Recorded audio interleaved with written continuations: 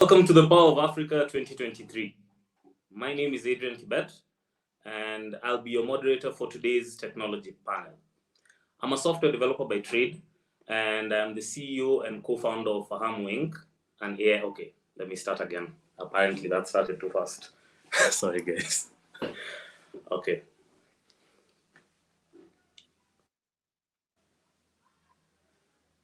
Welcome to Power of Africa 2023. My name is Adrian Kibet, and I'll be the moderator for today's technology panel. I'm a software developer by trade and the CEO and co-founder of Fahamu Inc., an AI company based out of Kenya. I'd like to start us off by introducing today's panelists, starting with Dr. Okene. Hi, Adrian. Hi. How are you doing?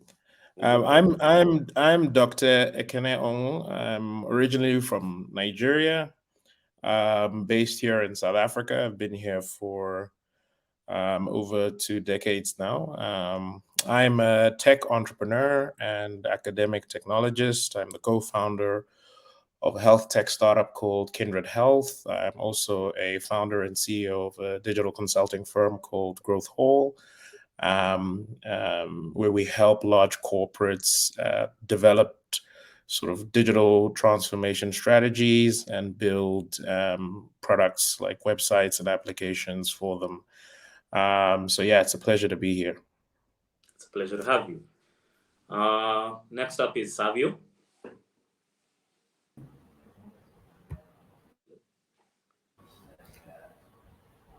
Thank you very much, Adrian, for the kind introduction. So my name is Savio Wambugo.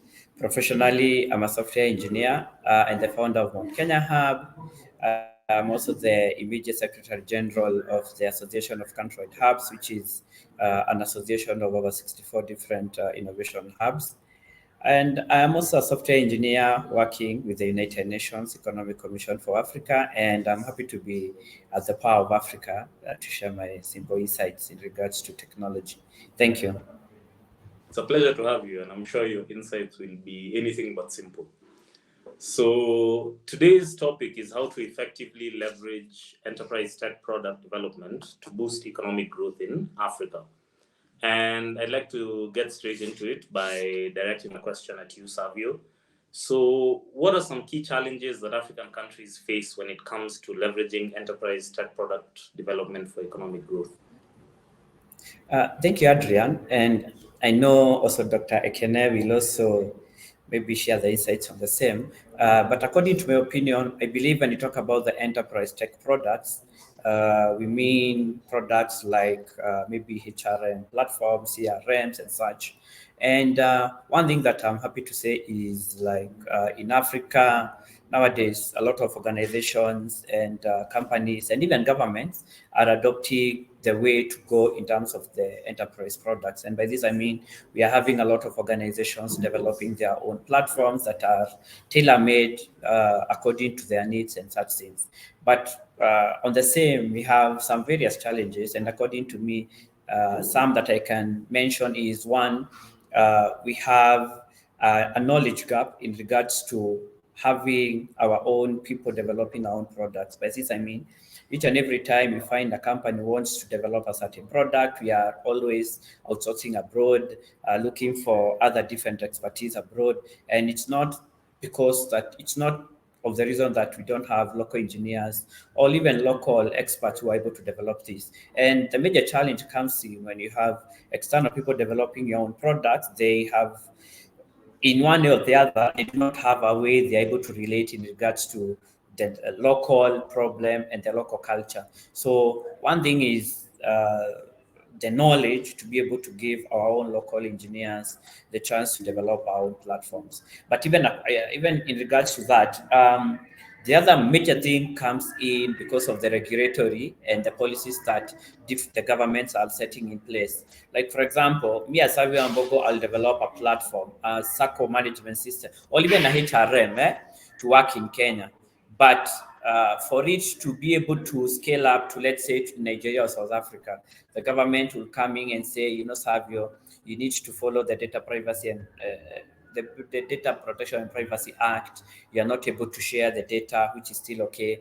But we have a lot of policies and regulations that are making sure that these enterprise products are limited to your own country, which is a huge gap.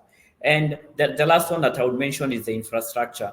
You have an organization that is very keen in growing these kind of technologies. But when it comes to things like reliable internet, reliable electricity, you find that right now we are depending on cloud computing. But you even in our own organizations, you do not have reliable internet, reliable infrastructure, which is a major gap. I don't know what you think, Dr. Ekene, because that.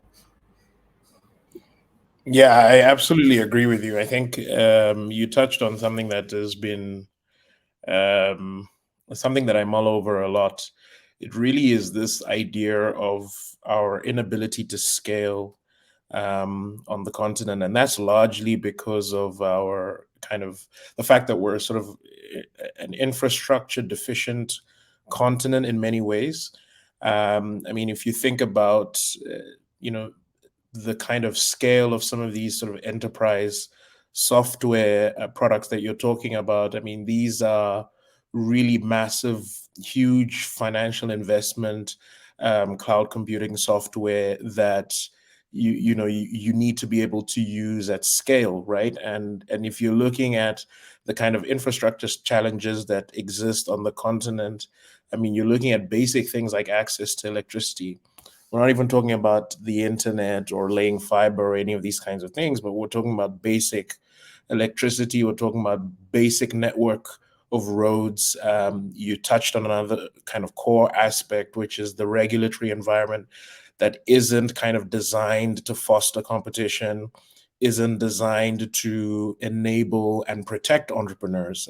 You talked about data privacy, etc. But for me, the issue of infrastructure, the issue of an enabling regulatory environment is crucial. Another one for me that is sort of like a major critical challenge is, I would say, the maturity of the market, right? Which is a challenge, right? Because the African continent, when it comes to like the buying power of a lot of the consumers, is not nearly at the level that you find in your sort of Western regions, right? So the markets are still very, they still need a lot of development. They're still in their sort of nascent phases. And you need sort of a level of access to finance that can allow a lot of these kind of technologies permeate society in a way that can really drive economic growth. And right now, we're just not seeing that. We just don't have that level of kind of commitment, both from a private sector and public sector, to be able to foster that kind of change that is needed to be able to compete globally when it comes to these kind of enterprise tech products. Yeah, and even like for example, and I'm basing this argument in, like, say, in Kenya, and maybe you can also give some insights on in South Africa and Ghana, is whereby I believe it's the high time that we start promoting, and I'm talking this in regards to the funding gap, whereby I believe that it's a high time that even we ourselves start investing on our own products. Like, for example, you find that most of us who are developing these solutions are always looking for funding in Europe, which is not bad, looking for funding even outside your own country, which is still okay. But for me, I still believe that we just need to do some simple capacity building and some simple kind of knowledge transfer to make sure that even we ourselves are able to invest in our own tech product and into our own companies. And yeah, I don't know. No, you're absolutely right, because I mean, if you think about it, a function of what you're talking about is, I would say, is education, right? You really need, and that's not, I'm not just talking about education from the perspective of having an educated kind of workforce for the sake of having an educated workforce, but I think something that people kind of tend to not realize or tend to downplay is the effect that a highly kind of educated, skilled leader, the effect the top has on being able to disseminate that idea or imbibe that idea that we should invest in our own technology solutions. We should improve the education around science, technology, engineering, and mathematics, the STEM kind of areas. Like you need leaders that understand the power and the effect an educated and a skilled workforce can have on your economic kind of growth and your sort of poverty alleviation strategies, right? Because if you don't have that, you struggle to find support, local support for software engineers, local support for infrastructure development, local support for access to finance, local support for sustainable development when it comes to these things. And that for me is really the crux of everything. I mean, if you don't have that level of support at the senior and most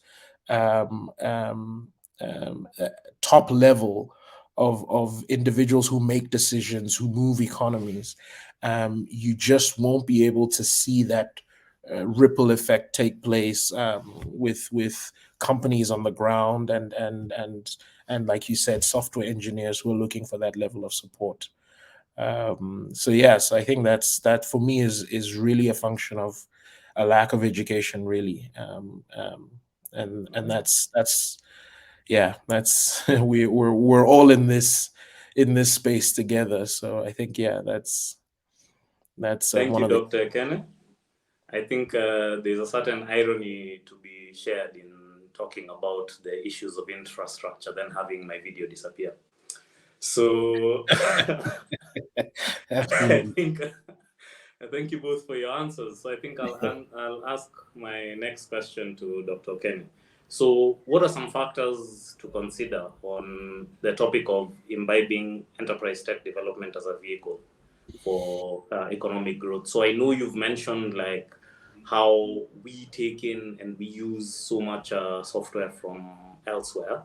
Both of you have spoken about this and like the kind of damage it does, especially locally when people don't use this. And I've noticed, I myself have noticed this. There's a sort of, I wouldn't want to call it racism, but there's a sense also that a lot of locals trust foreigners significantly more than they trust locals. So especially when it comes to tech.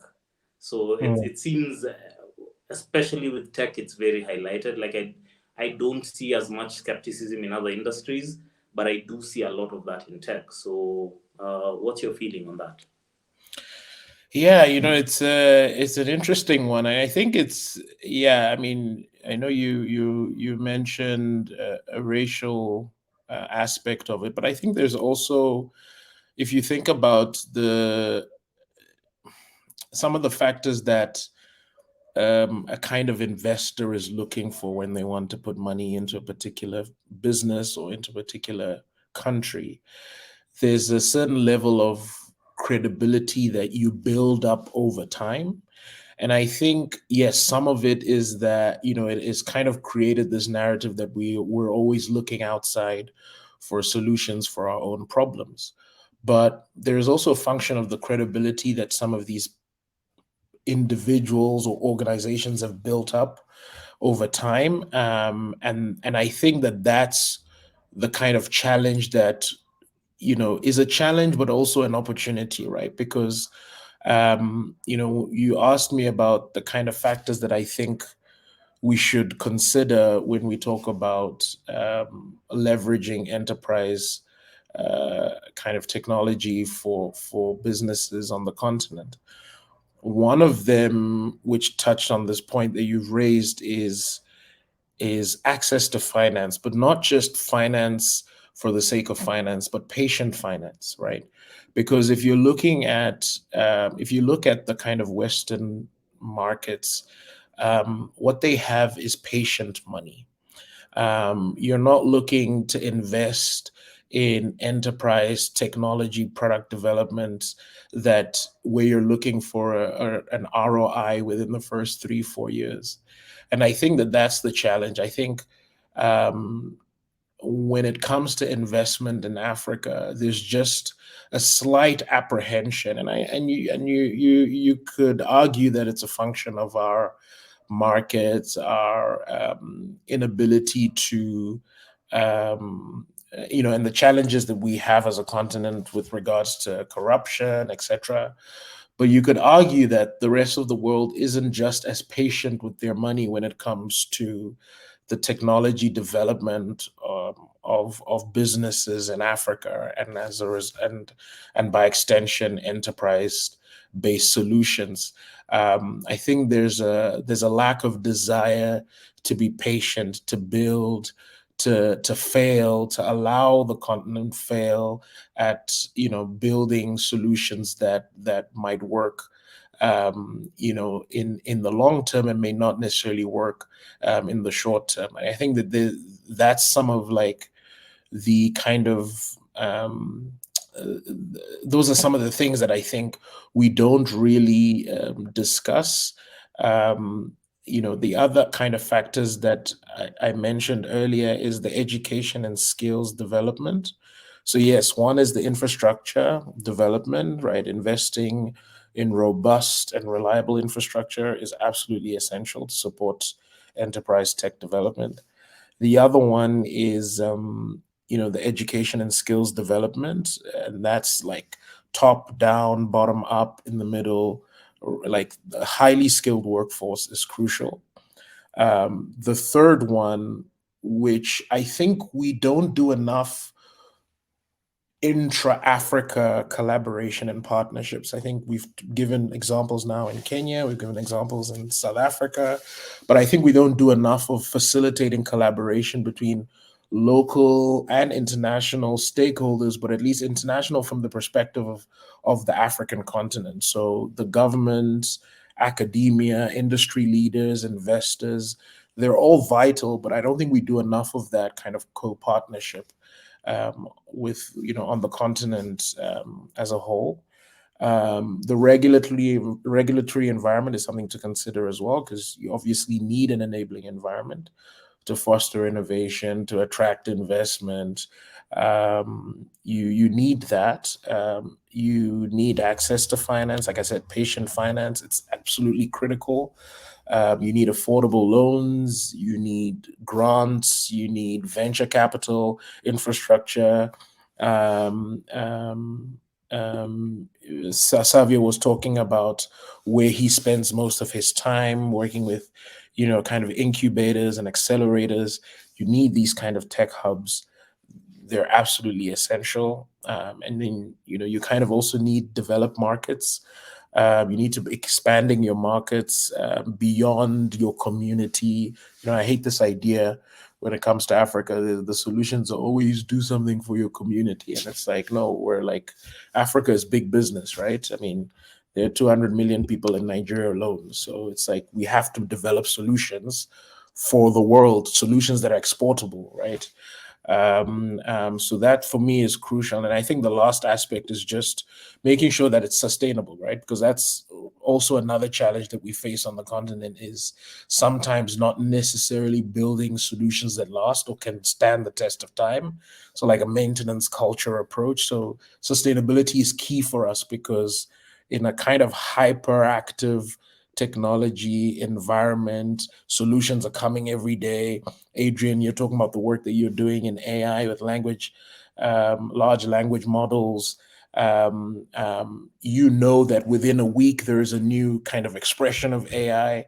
And when the global technology space is moving that quickly, you kind of have to ensure that your solutions are sustainable, they're long lasting, and they can stand the test of time.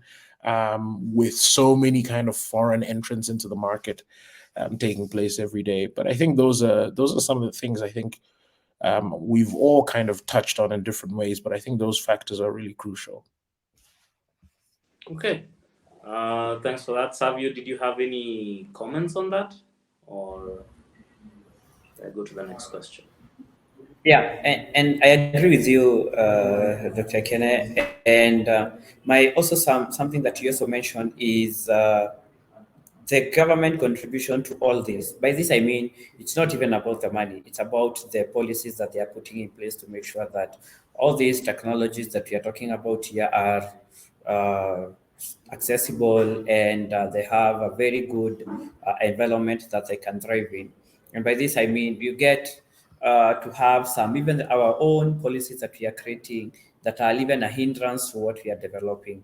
So you find, and which is also something else that maybe we can talk in another different forum, whereby you get even the certification process is very hard, difficult, very slow in terms of how all these are coming in. But even in regards, when you compare some of the solutions that we have developed here in Africa and how they are being adopted to even other different local countries, you find it's very slow.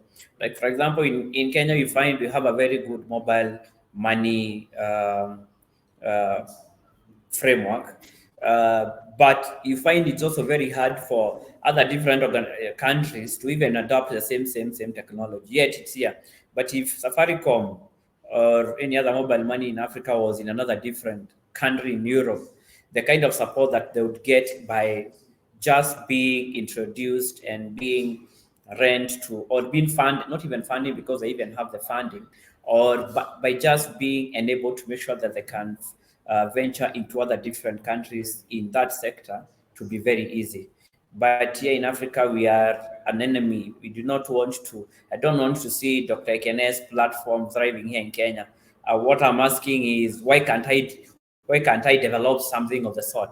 But what we forget is that he has invested a lot of time, a lot of data, uh, and a lot of knowledge to be able to just do that. So mine is just to say, just like Dr. Kenneth said, is we need to start coming up with the culture whereby we are able to promote intra-country or intra-Africa kind of collaboration, so that if my technology here in Kenya is doing good and we are just 50 million, Dr. Kene can just come and tell me, why don't we franchise this in Nigeria? It's over 200 million kind of growth. So, yeah. And also another thing is the amount of money that other different organizations put into place in regards to R&D is very huge. So that when a platform is being rolled out in other different countries, they have invested a large amount of money in regards to R&D. They even understand more than even we ourselves.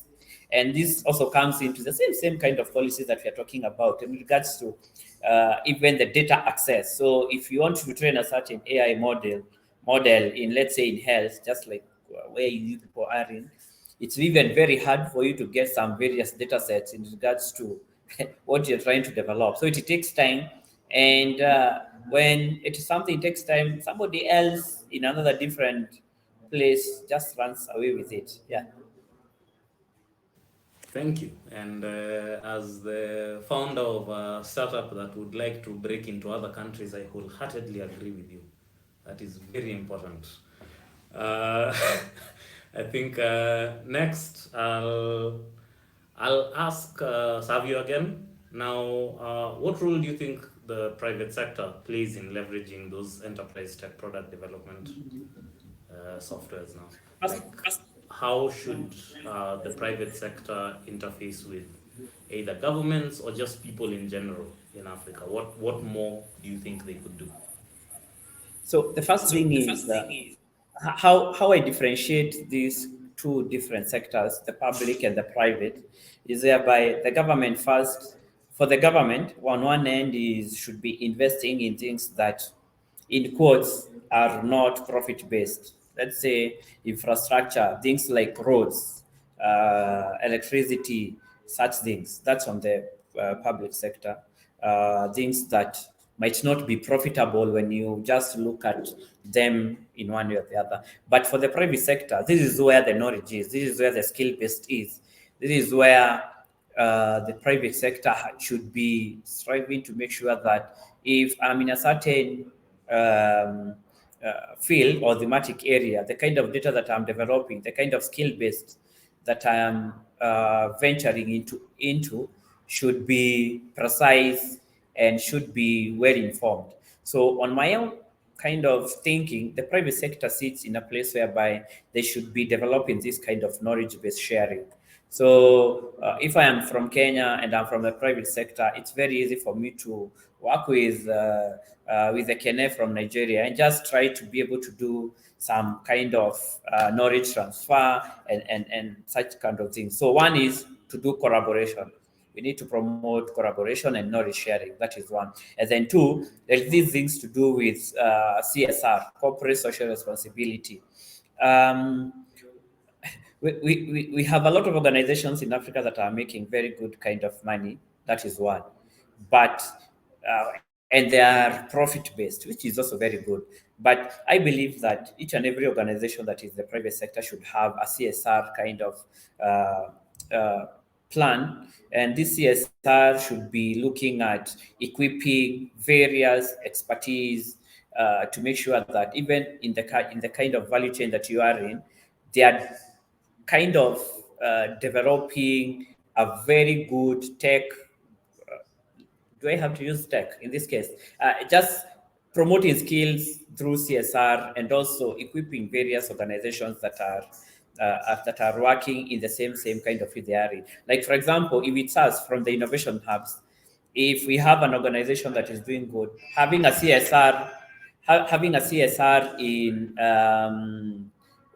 let's assume promoting things like 3D printing. If I just come to a certain innovation center and you say, as part of our CSR, we are going to donate, or we are going to equip your innovators with very good equipment to do things like 3D printing, that is very good. And you find that some of these equipment that we're talking about are very expensive for the local innovator or the local startup. So for me, the private sector should be promoting that kind of CSR, and also in the same line, the industry collaboration. So yeah. Okay.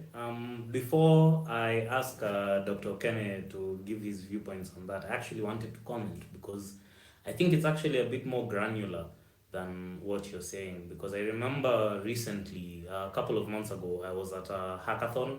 I wasn't participating, I was just observing. And there were a lot of like college kids there because they were participating in the hackathon.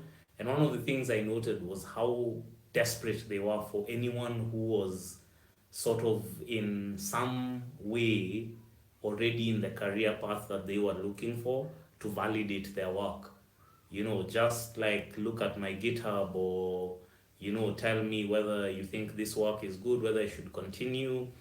And one of the things I found odd and a bit upsetting was just how much people feel entitled for giving you even advice. So there's a very weird culture, at least in my opinion, where people want rewards for doing the bare minimum, just passing it forward, helping someone figure something out, just explaining to someone how easy it is maybe to set up a company in a particular manner, and people feel entitled as if they should be paid for doing that. They should get some reward. And I feel like that holds us back a lot, because people fail to realize that you can't build community selfishly.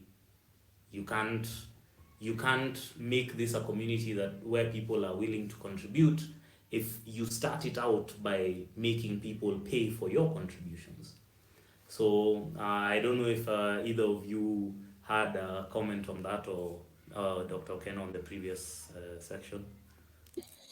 Yeah, no, the point you're making is they're all interlinked, actually.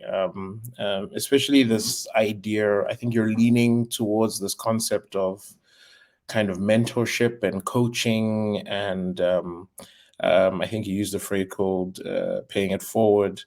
And I think it's all kind of interconnected. I mean, if you think about the point Savio was making earlier about the challenges that businesses kind of face on the continent when it comes to something like imbibing an enterprise tech product that is used not only in Kenya but is used in South Africa and in Nigeria. I mean, if you look at just practically speaking, if I had a business or I had a startup that built cloud software, I know he gave the mobile money example, but let's say I've created some kind of enterprise services layer that I can use to make M-Pesa easily accessible in Zimbabwe, in Namibia, in South Africa, or a mobile money operator in Zimbabwe like EcoCash, and use that in another African country. If you look at the Western markets, for how long have we known Visa and MasterCard? It's been those two. I mean, we talk about, yes, you need a hyper competitive environment, and I think that's actually an African problem. I think we're just too competitive. But it's these two that we've known for a very long time. Now, in 2022, I think the number was like 3.3 billion US dollars was invested in African tech startups in total. And, of that, a large majority of the funding went to fintech or financial technology startups. Now, if you want to create a particular enterprise-based product and export it even within the continent, when you're looking at the Western environment, you're looking at credit card penetration in the 80%, in the 90%. In Africa, if I want to provide a product that somebody can buy in different African countries, I have to do an integration with about 17 to 18 different financial instruments. I have to do mobile money. I have to do credit card. I have to do cash.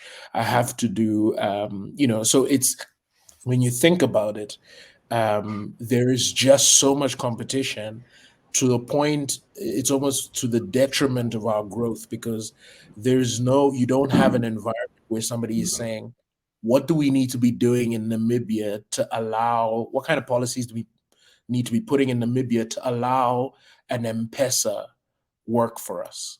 What kind of policies can we be putting in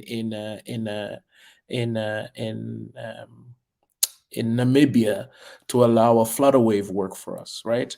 And I think if we do more of that, right, it then speaks to this smaller kind of micro issue that you're talking about, Adrian, which is to say, if we understand that we're a big business, we're a continent of big business, if we understand that there's more power in leveraging collaboration than there is in fostering this competition to the point where it's to the detriment of our growth, you will get to a stage where you begin to understand that paying it forward, that supporting, working in these kind of tech hubs, these incubators, these accelerators, having these environments where like-minded people can educate each other, can share knowledge, becomes absolutely crucial, because there's no point being in these kind of environments when you know that you can there's no point being in these spaces when you're looking at the guy next to you not as somebody who could help me, but as somebody who oh my goodness, I haven't patented this idea, so I shouldn't be discussing it. And so so I think you've touched on a very crucial point, which is we need to develop a culture of mentorship. We need to develop a culture of coaching. We need to develop a culture of collaboration, because you need those environments, you need those structures to foster the kind of scale that we need to take us out of poverty. That's just the honest truth. I don't know what you think, Savio. Yeah, and also, exactly what you've just said, and also what Adrian you said. You know that, like in Kenya, I don't know how long, maybe you can or Adrian, how long did it take you to get even an internship once you are done with the university? Yeah, in Kenya, in my own time, it was the longest time ever for me to get even a simple internship. It's not that I didn't have the skills. Adrian, how long did it take you? So my path was much more circuitous than yours. So I think I didn't get an internship to begin with. I actually started my own business first. So I did web development. So I think by the time I was looking for a job, because that worked out for a while. So by the time I was looking for a job, I did have experience behind me. But I know exactly what you're saying, because that's like the common refrain. Like, you spend your time looking for a job, then once you get a job, now it's your job to try and find jobs for everyone else you know.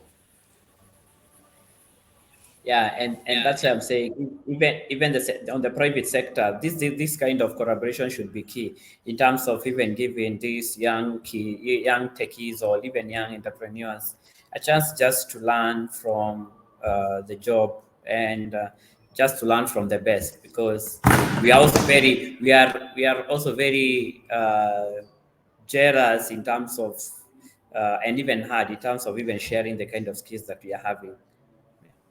Speaking of that, actually, Savio, that was one of the other questions I had, because one of the things I find a huge annoyance is how much people keep secret about their startups when they have startups.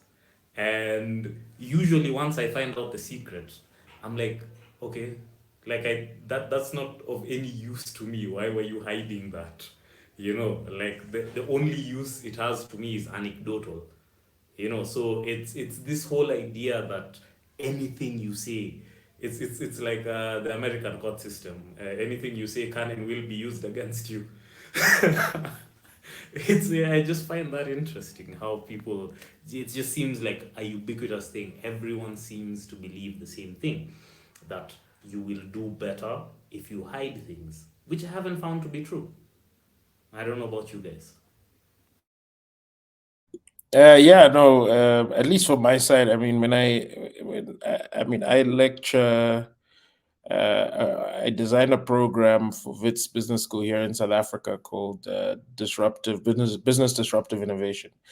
And one of the key, so in my part time, in my spare time, that's what I do. But one of the key things that always comes up every year without fail from my students is, sir, I have this really great idea, but I don't want to, I don't want to share it. Like, if I'm having a conversation with you now, sir, like, are there any things in place to ensure that you don't take my idea and you run with it? And I get that literally every year. And it's always funny to me because, my response is always that, an idea is just an idea. The ones who are successful are those who are able to commercialize those. So all you have is just an invention. And innovation is your ability to commercialize an invention, right? So if it's in your head, that's where it'll stay, because at the end of the day, having 100% of a $0 value business and 1% of one that's worth $1 billion is much better. So for me, I've always been like, share your ideas. Like, the individual who's planning to steal your idea is very, very, very likely to fail, because he doesn't understand the vision, doesn't understand what it is that you're trying to achieve. But like you rightly said, it's very important to share what it is that you're working on. You don't need to work on stuff in private. Everyone's always looking for that big headline, or I've raised, or I've, and it's silly for me, because there's so many things that you could do together, so many aspects of your tech startup that my tech startup could benefit from. And even the fact that Savio spends so much time in these kind of really, really enabling kind of environments that help tech startups refine their products, that help entrepreneurs figure out the next kind of path to scale. Just keeping that all to yourself is just to the detriment of everyone else. Because I actually think of a phrase that I heard today. It was somebody that was saying that, it's similar, but that the Bible isn't your personal book. What you're learning is meant to be shared. And you're meant to, not just have the kind of intellectual assent, but you're meant to entrust. You're meant to entrust your life to those words and the things that you're reading. So I think in this exact same way, you're meant to do the same with the knowledge that you've gained. You're meant to share it with the next generation. You're meant to share your ideas with your peers, because that's the only way Africa can actually compete globally. We cannot do it any other way. I think it also tends to be some indication of not having done any market research, because if you have an idea that nobody in the world has ever thought of before, then you're doing very well. You're doing extremely well to have an idea nobody's ever thought of. Exactly. Savio, did you have any comments? Yeah, for me, I agree with all of you. What I would say is, if your idea is very easy to be copied, then don't need to do it, because as soon as you start implementing it, then everybody is going to adopt it. Just like Dr. Kenneth said, if you have a very good idea, it's always very good to just get some other insights from other different people, because what I keep saying is, you're not the only genius that we have here. So if you share it, you get to get some more insights from other people. But it's also a culture that we have created, whereby somebody wants to die with his own idea, spend a lot of money, spend a lot of resources, spend a lot of time trying to develop something that in the wrong land. It's like just waking up and start walking without even asking the direction, or else you don't even know where you're going, and you arrive and you find that you're in another different kind of setup, not where you intended to go. So yeah, and this also comes in regard to the same policies that we are talking about in regards to protecting the ideas. You should not be limited to sharing your idea because you can steal your idea. You should just be having some well set guidelines in regards to how you share and collaborate. Okay, thanks. So it's good that you brought up policies, because for the final question, just to wrap things up, I'll ask to the both of you, how can African governments and policymakers foster an environment conducive to the development and adoption of enterprise tech products? So I think maybe we can start with Savio now.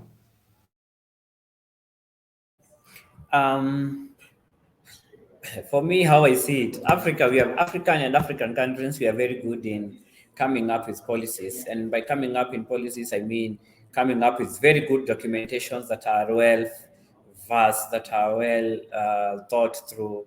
But after they are adopted and passed, it's all history. We now start looking for another policy to, to look at and to develop.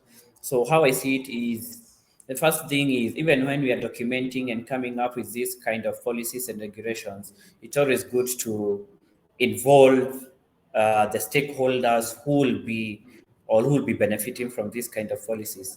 Like, for example, I can give an example.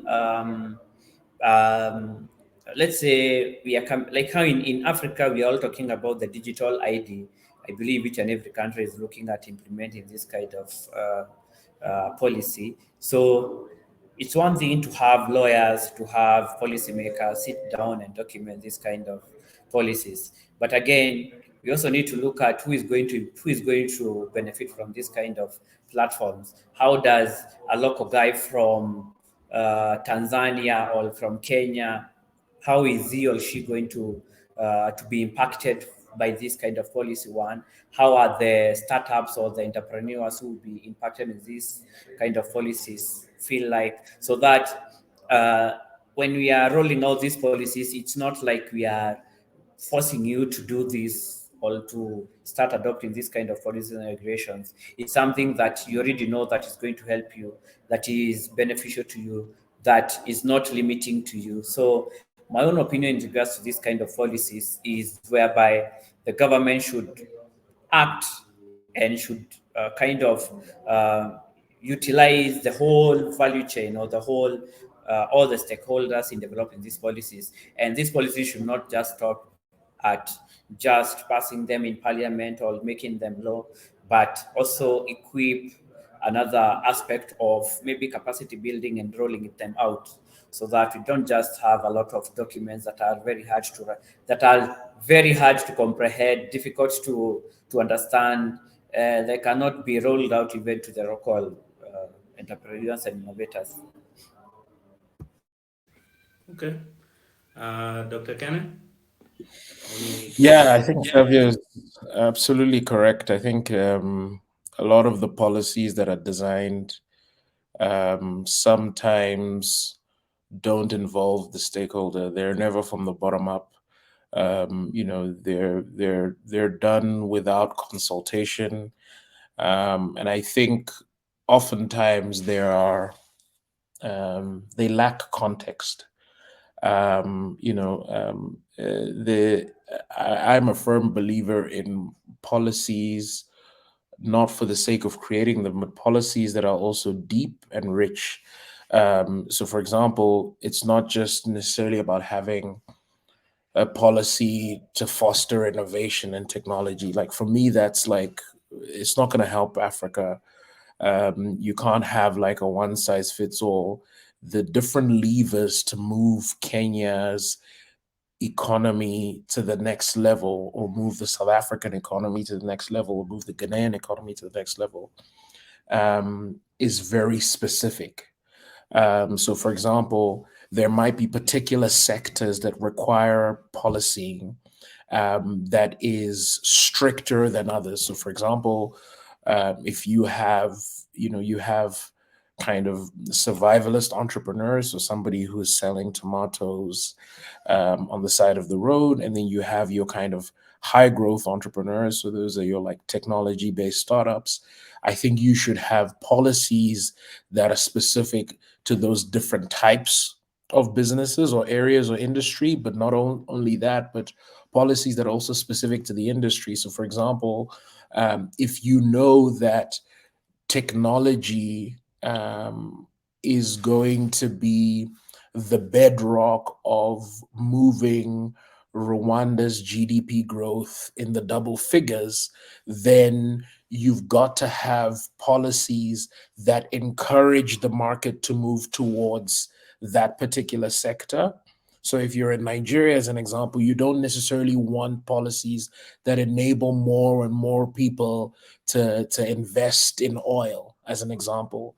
If you know that oil is not what is going to be used is not going to be the driver of growth for Nigeria in the next kind of decade or 2 decades or so, then you shouldn't have policies that enable that structure to continuously, kind of trudge along, right? So you want to have policies that specifically drive the growth levers that are particular to the country of focus, right? So that might be different for Kenya, might be different for Namibia, might be different for Ghana, might be different for Nigeria, but you need to have policies that are rich, that are dense, and that take into context, like Savio said, the stakeholder opinions on the ground, but also the particular aspects of your strategy for growth as a nation. Okay, so thank you both. I think this has been an excellent panel. Now I'd just like to give you both a chance to say something in closing, because I think we're running a bit over time. So, Dr. Kenneth? No, just I think I always say this, we have our problems, but one man's problems is another man's opportunity, right? And I think on the African continent, I think we're the only continent left where innovation, like real innovation, can take place. So if you're ever thinking of investing, if you're ever thinking of potentially coming back home to make your mark, or whatever the case is, or even staying. Nowadays we have to talk about staying on the continent. I would encourage you to do that because we are the only ones that can write our destiny. And then there's a lot to do. Like other environments are saturated.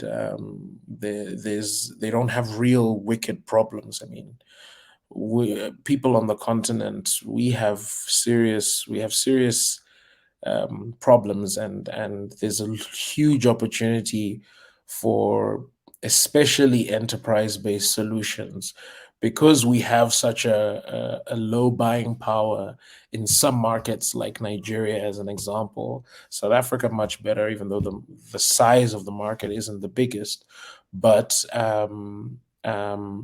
there's still an opportunity to develop that, to find new ways of doing old things. And like I said, innovation is really only taking place here. But the future is extremely, extremely bright. This young generation that we have, the excitement, the fact that, infrastructure is really the biggest issue. And if we solve that, as you can see, as Adrian said earlier, we're not short of entrepreneurial intent or entrepreneurial desire. It's kind of in our DNA. When we can't find an internship and we can't find a job, we're not on the side of the road or in some house or in some kind of government-based housing to survive. We are on the streets trying to build new businesses to survive. So it's in our DNA to create value. So yeah, those are my final comments. Thank you very much. Savio? For me, what I would say is Africa is our business. And I just live by saying, if today I start screaming down here, people will call me a madman. But if me, Dr. Ekene, Adrian, and many other stakeholders start making noise, people will come to investigate and see what is happening. So it's the high time that now in Africa we start collaborating and working with one another so that people stop seeing us like madmen. Thank you. All right. Thank you, gentlemen. I think this has been an excellent tech panel for the Power of Africa 2023. And cheers to being excellent madmen together. Thanks, Adrian. Thanks, Javier. Thank you all for joining us. This has been the tech panel for Power of Africa 2023. And we're glad to have been here.